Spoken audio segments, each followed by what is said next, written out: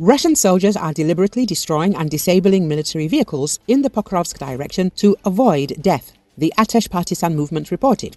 Russian soldiers are disabling their equipment in the Pokrovsk direction. Cases of armoured vehicles being disabled, artillery being damaged, and weapons being deliberately damaged are recorded daily, the report reads. The partisans specified that over the past month and a half, at least 12 vehicles have been disabled as a result of sabotage. 5 infantry fighting vehicles and 2 T-72 tanks were damaged before they reached combat positions. 4 trucks and 1 armoured personnel carrier were rendered unusable after sudden engine and transmission failures, Atesh noted. Sabotage is especially active among servicemen of the 37th Separate Motorized Rifle Brigade and the 5th Tank Brigade who, according to Atesh, have already been repeatedly recorded refusing to follow orders and intentionally disabling equipment. The Russian Armed Forces Command has already begun an investigation into these incidents. The partisans explained that their agents played a special role in these acts of sabotage, having been given detailed instructions on how to properly and quickly disable vehicles. Panic is growing among the occupiers. The military is increasingly sabotaging orders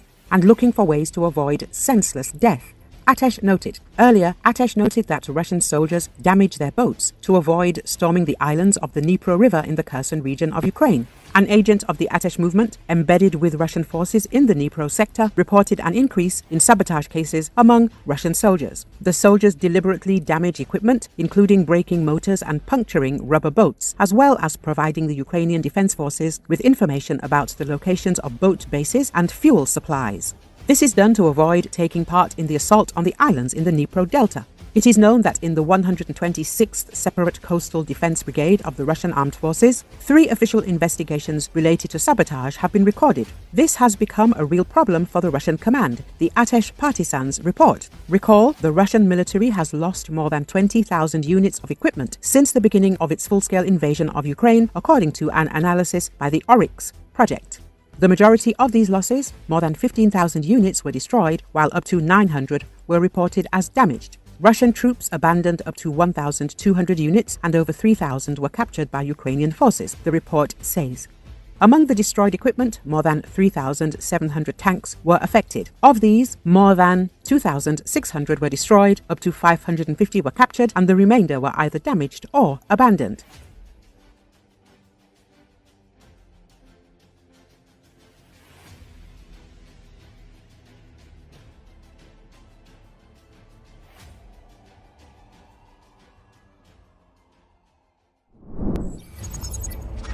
Another attack by the 155th Marine Brigade of the occupying Russian army in Russia's Kursk region has been thwarted. More than 10 tanks and a company of soldiers, flying the Soviet flag and equipped with anti-drone devices, encountered resistance from the Ukrainian army near the settlement of Nikolsky. The invaders, forced to move through mined areas, became targets of kamikaze drones. Tanks were blown up and disabled by precise drone strikes, and infantry soldiers were also destroyed.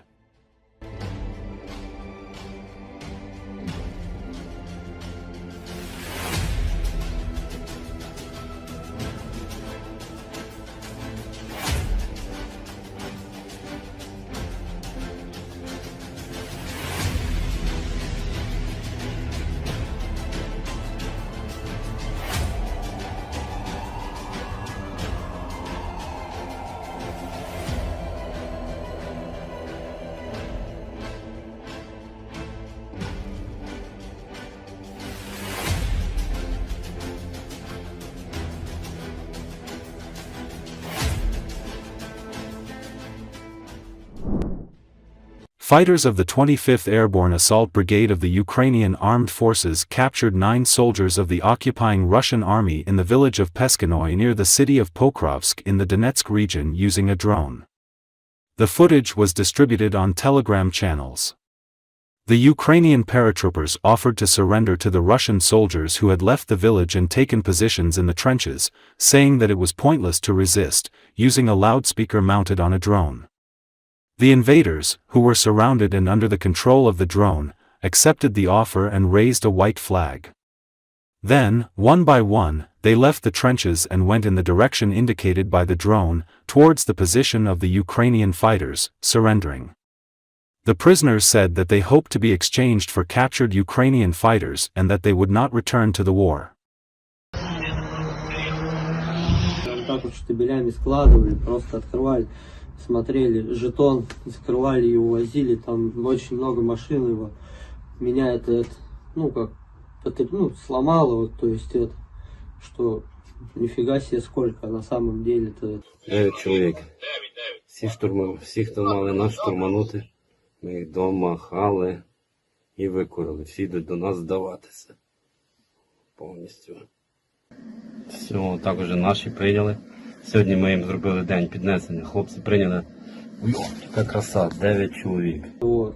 Да, надеюсь на обмен и надеюсь списаться как-то уже, я не знаю, в тайгу уехать или как, что это.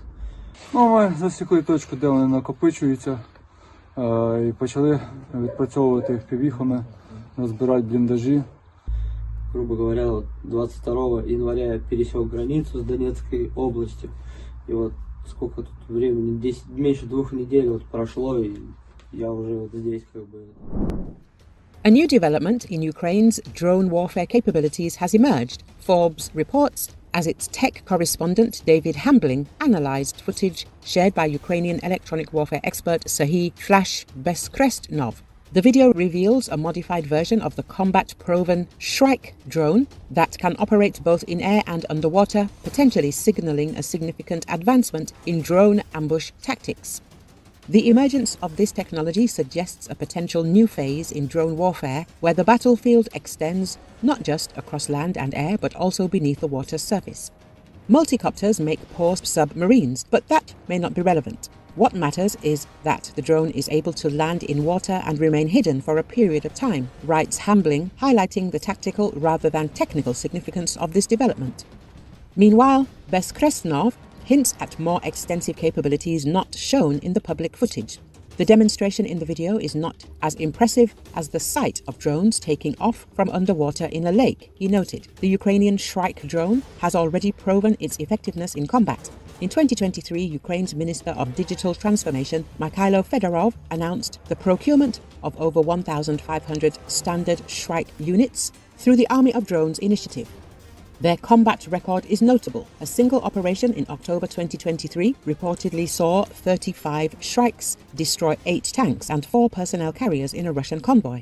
While submersible drones aren't new, examples date back to the 1920s, and recent developments by the US Office of Naval Research and Chinese manufacturers, their military application has been limited due to performance constraints. However, the Ukrainian adaptation appears focused on a specific tactical niche, concealed ambush positions in waterways.